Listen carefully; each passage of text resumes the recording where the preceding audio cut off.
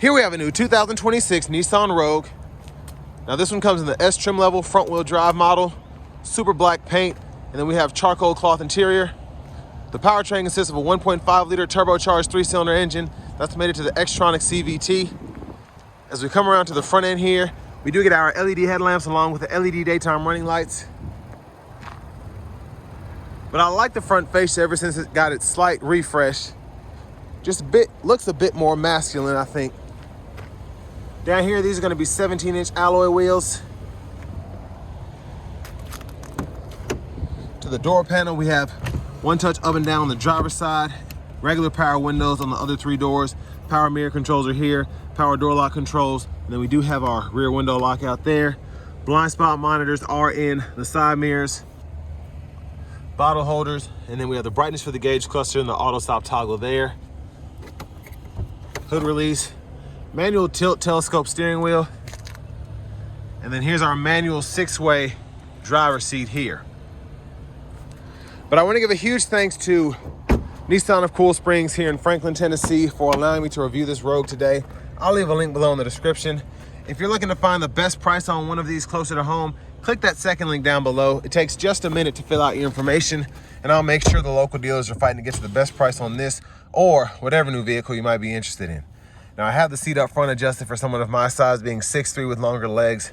Sitting behind myself, really good space back here. Get a seat back pocket on the passenger side, AC vents, little storage there. And there's a view of the front from back here. Now, as I keep showing you everything, I always like to point out I rented one of these when I was in San Diego last year, and I really liked it. The power was really good. The overall usability was great. For this size, you can't beat what you get here. And overall, when you put it in sport mode, I find it pretty fun to drive in general. Child locks, lock, unlock there. And here's a look at the back end. Underneath the vehicle.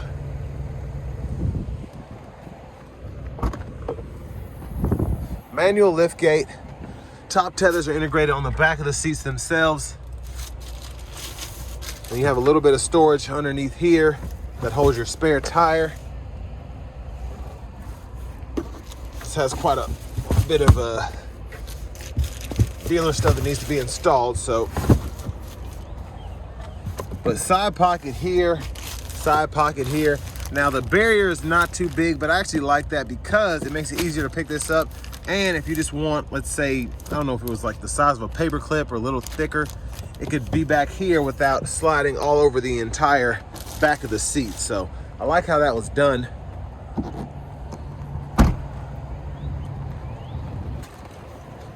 And then to the fuel filler here, we'll take regular. You're getting 29 miles per gallon city, 36 highway.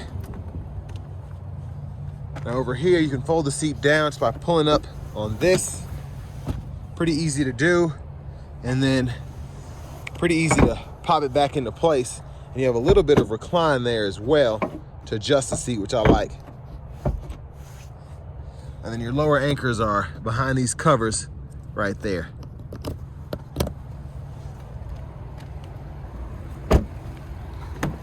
Now, front passenger seat, it's a 4-way manual seat there. Seat back, seat bottom, a little storage tray underneath the shifter, a glove compartment. I like that trim there for that to be the S, actually. That looks nice. And then to the window sticker, y'all can pause to take a closer look at anything. But not too much on this one. It's a base model, no options really. $31,010 is the sticker price.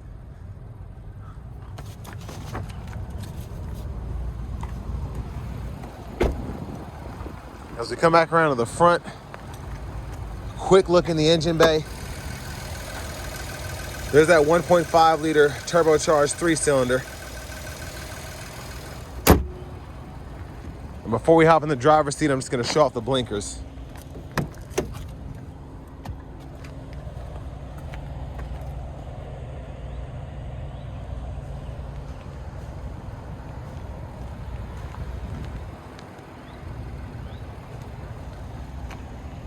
But let's get in here. So you have that vinyl hard plastic steering wheel here. There's the horn. Over here to the radio, 8-inch screen. You do get AM, FM, XM, or excuse me, you get AM, FM, Bluetooth audio, XM radio, and then on top of that you have wired CarPlay, Android Auto compatibility. You see the Bluetooth there. Pretty easy to go through the radio, not a lot going on here. But you can adjust and then turn the audio off there. Info, not too much shown there, but you can see notifications, and then your settings right here. Come over here, hit others, you can adjust your language, and then your units of measurement right there. And then camera settings, apps. So it's pretty basic, but it's very easy to use. If you want to adjust the sound, you can just push that in, adjust your bass, treble, all of that. And then you have your shortcuts to get back to the home page, Bluetooth, camera, back button, all of that. So again, very easy to use. There's the backup camera. You do have guidelines that follow you as you turn the steering wheel. Down here you have your single zone manual climate controls, excuse me. And then you can choose fan direction here, the AC toggle, fan speed. And then down here you have 2 USB-C ports and a 12 volt, and these connect directly to the radio. Now for the shifter, you can just pull down while your foot's on the brake for drive, tap up for neutral, push the button in, push all the way up for reverse, press P for park there, and then while in drive, you can tap for manual as well. And you'll get those simulated shifts. You can use these paddle shifters behind the steering wheel. Now the electronic parking brake, pull up to engage, hit the brake, press down to disengage. Your automatic brake code can be toggled there. Your drive modes, you have 3 different modes: Eco, Standard, and Sport. And you can see them in that bottom part of the gauge cluster there. Center console cubby space. There's a look at the back seat from up here. Sunglasses holder, lights are there. And then you have the vanity mirror. And then left side stock, blinkers, high beams, low beams. And then right side stock, you have your intermittent wipers. So one time off, intermittent low, high.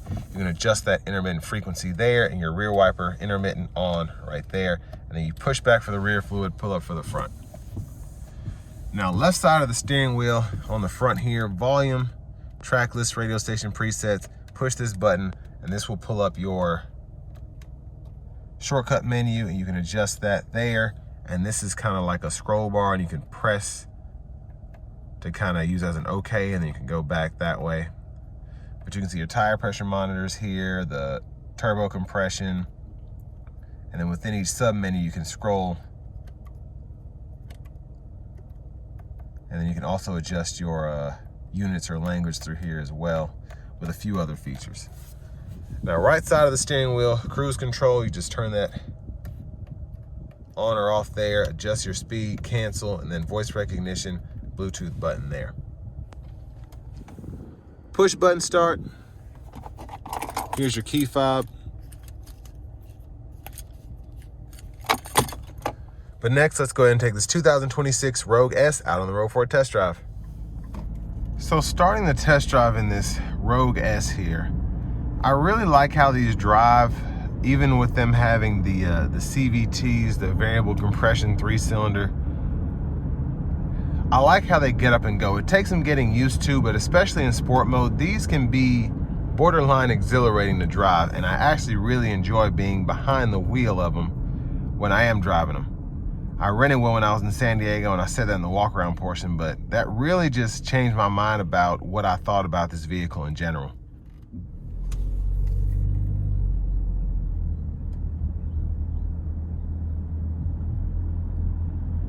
Now the 3-cylinder, even though it's turboed, is very, very quiet, especially at idle. So that's one of the good things about this. And I actually like the sound you get as you get higher in the RPMs. Doesn't really sound as strained or as groany as you would expect with it being a 3-cylinder engine.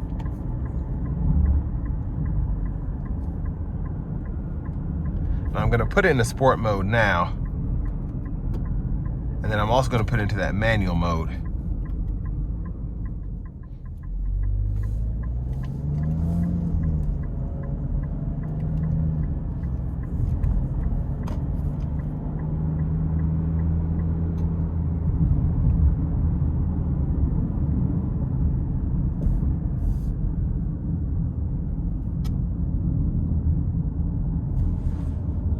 Gonna give myself a little bit of space here.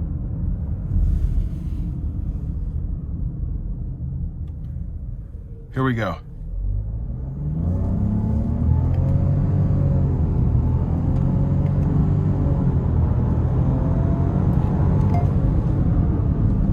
Yeah, it was relatively quick, and again, it didn't really whine or groan like you would expect. It just did its thing. I really like the sound again.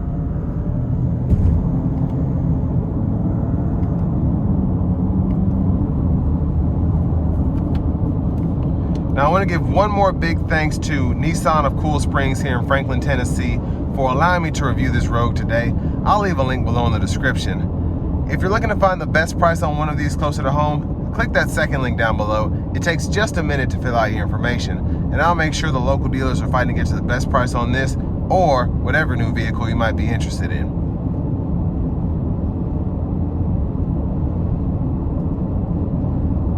But road noise was not bad at all. The wind noise not bad. And again, this engine just sounds so refined for it to be a turbo 3-cylinder. You really don't expect that. Even with turbo 4s and normal 4-cylinders, you expect them to just be louder and more grunty and almost like annoying to hear. But this 3-cylinder is just fantastic in terms of the sound acoustics, in terms of the sound you're getting from the engine bay.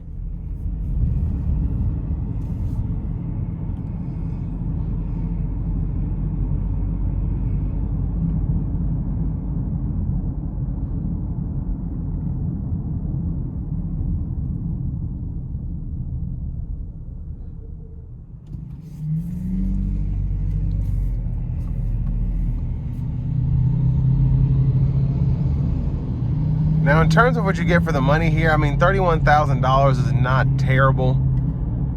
Me personally, I would probably go up to an SL because I just like the features that you get there for a little bit more, as opposed to, you know, still being in this 30 range and not having a power seat, so on and so forth. But for the right buyer, which is a lot of people in this segment, this is going to be perfect because you don't care about the power seat, or you don't want to pay for the power seat. Wireless CarPlay, Android Auto is not a big thing. Adaptive cruise control is not a deal breaker. This is very basic, but you're getting a compact SUV here. You're getting something that's engaging to drive, easy to drive, fuel efficient, and, you know, on paper it checks all the boxes. You have your blind spot monitors, you have your standard cruise, you have your climate controls, push button start, and you know, I just think it's a good vehicle for the money. And again, just having driven one for a week or so in San Diego, it really just changed my perspective on these in general. Regardless of how cheap they might be, they don't really convey that when you compare apples to apples with other vehicles in the segment. So all that being said, this will bring me to the end of my review of this 2026 Nissan Rogue, and this one is an S with front wheel drive.